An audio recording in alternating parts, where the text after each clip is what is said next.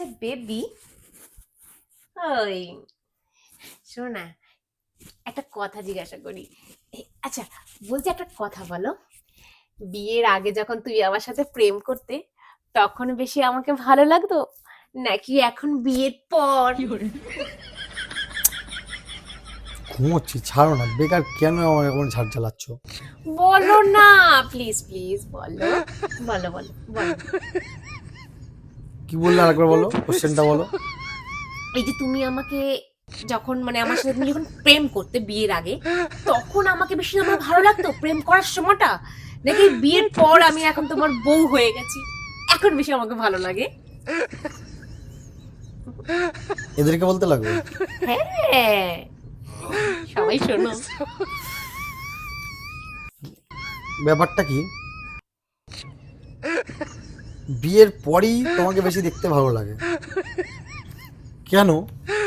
বিয়ের আগে তোমার ওয়েট ছিল 48 কেজি, তুমি কেমন একটা রোগা ছিলে, তুমি যে ড্রেসই পরতে সেই ড্রেসই ফিট হয়ে যেত। কিন্তু সেইটা কি অ্যাকচুয়াল কোনো মানে একটা চেহারা হলো? যে ড্রেস পরবে সেই ড্রেস ফিট।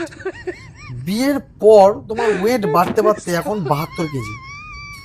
এখন যখন তুমি ড্রেসের জন্য পার্টিকুলারলি কোনো ড্রেস চয়েস করো, সেই ড্রেসটা কিন্তু তোমাকে মানে তোমার জন্যই মনে হয় তৈরি হয়েছে, মনে হয় তোমারই জন্য এই ড্রেসটাকে বানানো হয়েছে স্পেশালি। তখন যে ড্রেস কেনার জন্য আমি টাকাটা দিই, তখন মনে হয় আমার টাকাটা যথাযথ একটা পূর্ণতা পেল। বিয়ের আগে তো ওটা পসিবল ছিল না। বিয়ের আগে আমি যাই একটা তুমি নিতে সেটাই পরে নিতে হয়ে যেত, ও আমি আনছি। এখন তুমি কত ভালো দেখতে, যে কারণে পুরো 100 টাকাই বেরিয়ে যায়। তারপরে একটা জিনিস শোনো, বিয়ের আগে যখন তুমি এই যে আসতে, কত সুন্দর লম্বা চুল ছিল তোমার, কত সুন্দর লম্বা লম্বা চুল। আর এখন অতীব সুন্দর হয়েছে, সব চুল উঠে অল্প অল্প রয়েছে। এতে তোমাকে কিন্তু তোমার মুখ অনুযায়ী এই অল্প চুলটাই ভালো লাগছে। বিয়ের আগে বড় চুলটা বেশি ভালো লাগবে, বুঝেছো? আরো আছে বলবো? আরে চলে যাচ্ছ কেন? আরে আরো আছে বলি, আরে আরো আছে, আরে না আর ভালো বলতে লাগে। হবে না। বলবো না? না